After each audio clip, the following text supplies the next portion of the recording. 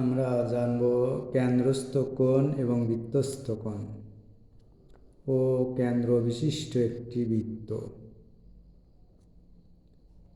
এবং A B একটি চাপ, এ বি একটি চাপ, এ বি একটি চাপ এবং এর নাম উপচাপ। এই এ বি চাপ দ্বারা কেন্দ্রে যে কোণ তৈরি করবে এই কোণটিকে বলা হবে কেন্দ্রস্থ কোণ। তাহলে কোণ এ ও বি সমান কেন্দ্রস্থ কোণ।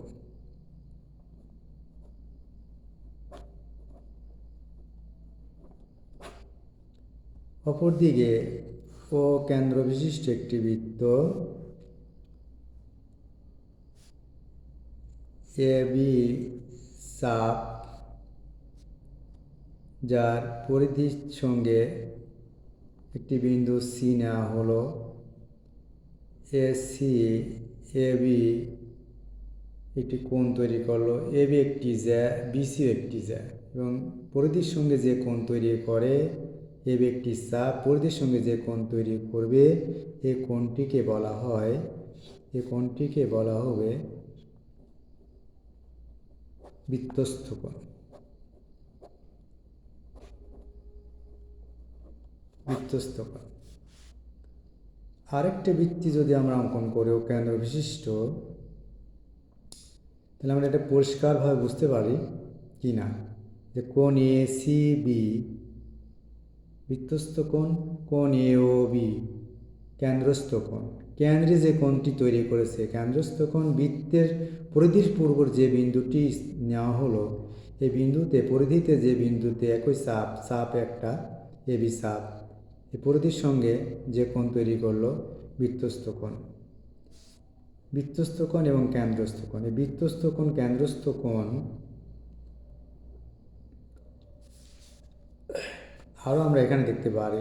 এভাবেও যদি আমরা যোগ করি যে ও কেন্দ্র বিশিষ্ট একটি বৃত্ত, এ বি একটি জ্যা, এখানে A B R B, A B একটি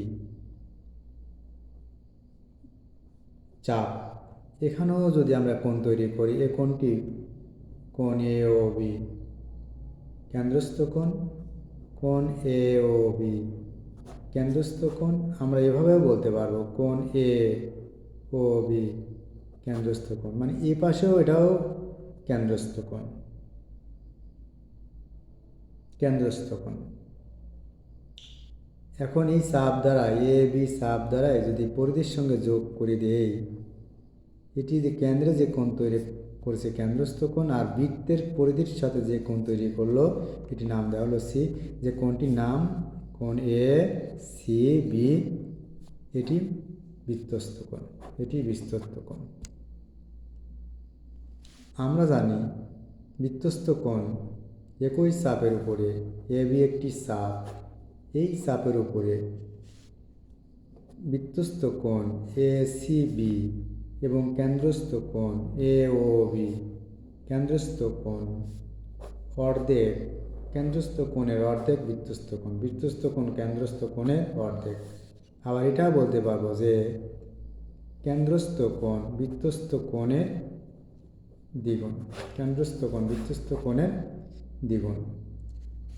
তাহলে আমরা বৃত্ত এটি এইখানে এইভাবেও যদি কোণ তৈরি করে এটাও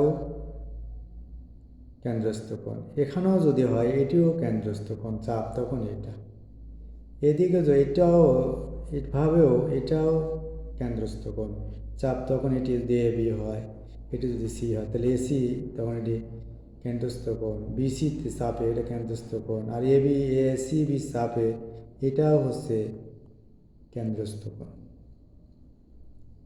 এখানে চাপ দুই প্রকার, একটি হচ্ছে অধিচাপ আর একটা হচ্ছে উপচাপ। তাহলে অধিচাপ আর উপচাপ,